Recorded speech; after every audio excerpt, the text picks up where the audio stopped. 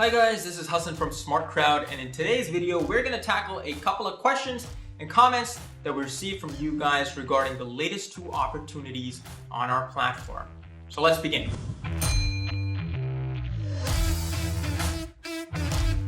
Alright, so the first question that we received, or comment rather, was, alright SmartCrowd, so you've listed these properties on your platform which are about 850 dirhams per square foot, 700 dirhams per square foot. But that's higher than the market average of the JVC area, where the average price per square foot is about 650 dirhams. What gives? Why would I even want to invest in such an opportunity? Well, that's a really good question.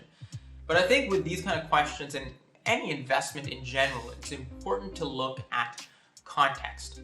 So although you're absolutely right that the average per square foot price of an apartment in JVC is about 650 dirhams, the fact remains that JVC has a number of different types of projects. They have projects which are affordable housing, mid-market, and then premium properties, the kinds developed by Ellington Properties. So to compare premium products with the entire average, whereby you do have more mid-market type of properties and affordable housing, doesn't necessarily make a lot of sense.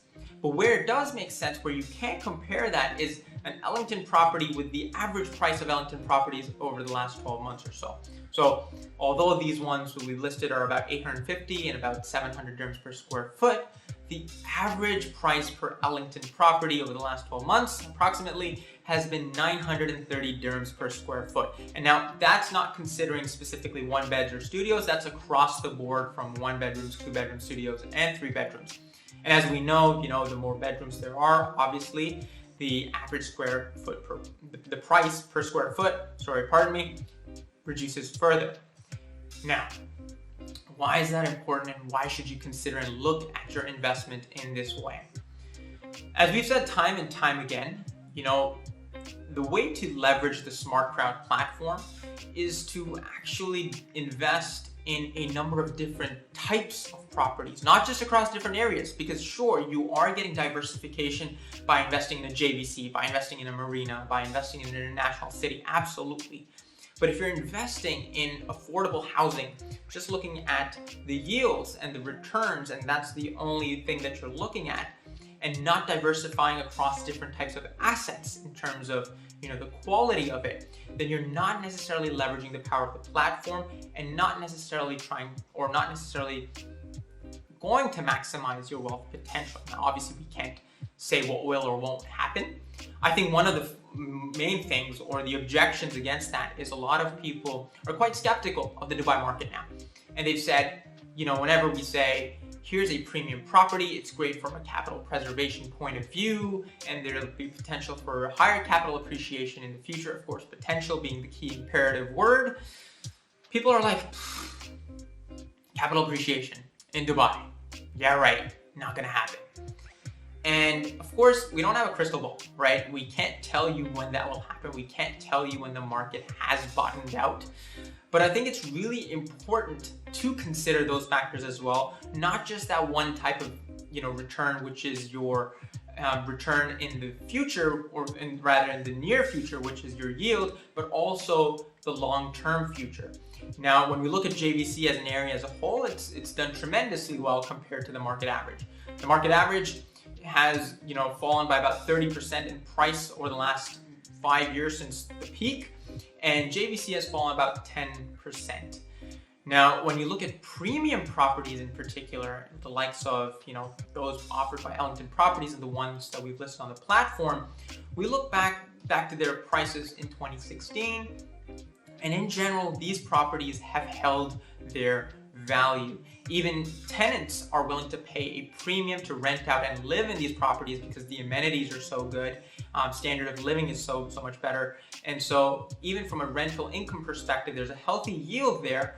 But more so from a capital preservation point of view, the average price, as I mentioned again, was 930 over the last 12 months or so, and now the ones that we're able to offer at are about 700 and 850, which does seem to be a good deal.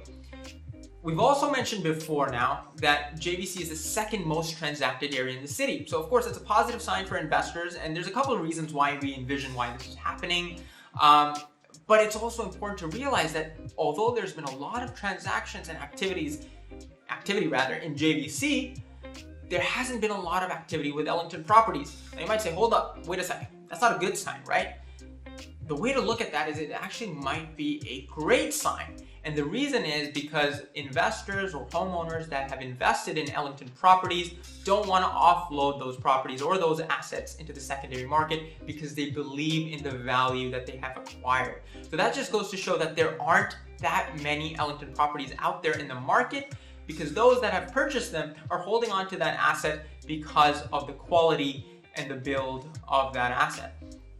Now, of course, when we say there's been a lot of transactions in JVC in particular, one of the reasons that we can hypothesize for this is typically JVC is community living. There's a lot of different amenities there. It's a newer neighborhood, newer part of town.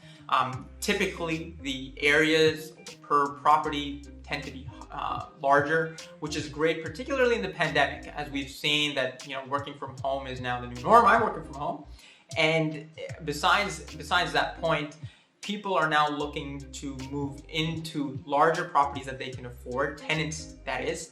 So why pay for something, why pay 60, 70,000 dirhams for a 1-bedroom apartment, which is 500 square foot, when you can get an 800 square foot, 600, 700, 1200 square foot for that price. And so that makes a lot of sense from a tenant's point of view as well.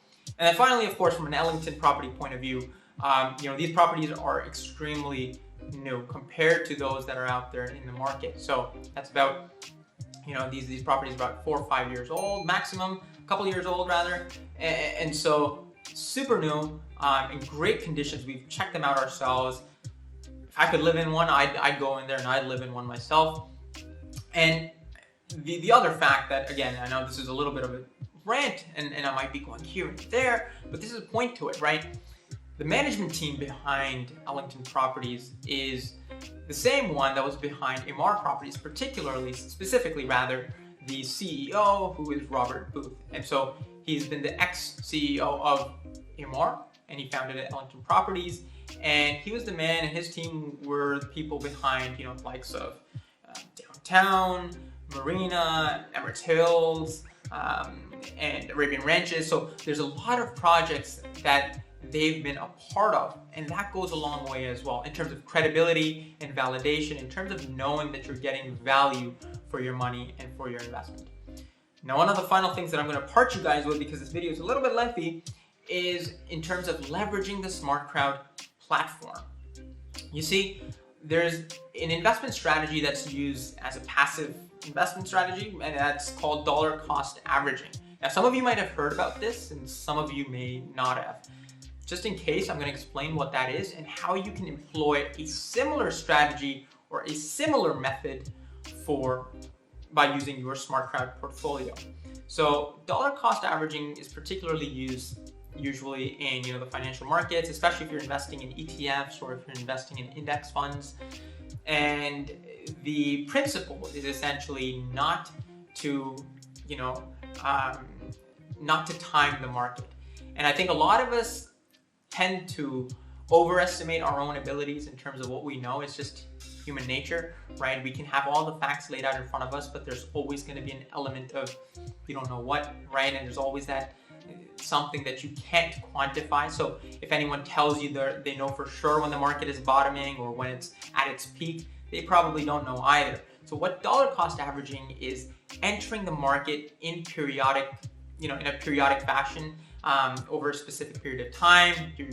Let's say you say I'm going to invest every quarter and I'm going to allocate X amount every quarter, and that way I ensure that I'm also investing when the market is kind of going through its cycle where it's just averaging out, when the market is bottoming, when it's going up. So by ensuring that you're investing in this strategy, what you're doing is not picking the market, or rather not timing the market, right? So you're not trying to time the market and pick winners and losers, because if that's something that you try to do, even with fractionalized real estate in this case, that might not necessarily always work out in the best case scenario. Now, of course, we've shown in the past that on average our portfolios, the one that we've the properties that we've listed on our platform for our investors, they have tended to beat the market. But that's obviously a historical, and we can't always guarantee that we're going to beat the market for our investors. So the next best thing is to periodically go in and invest frequently so that you're never missing out. And the way to do that is if you have X amount, which is a whole lump sum of money, 100,000, instead of investing that all in one place, it probably makes more sense to invest that across 4 or 5 different properties and different types of properties to give yourself the diversification benefit, of course. So that's it from us. Of course, as always, if you have any more questions, feel free to reach out to us. This video is purely for educational purposes. So please, before making any investment decision, do your own due diligence and seek the advice of a professional professional advisor, because that's extremely important. But feel free to ask us any more questions, and we'll be more than happy to take them up and share them with you, those answers, in subsequent videos. That's it for me. See you guys next time. Bye.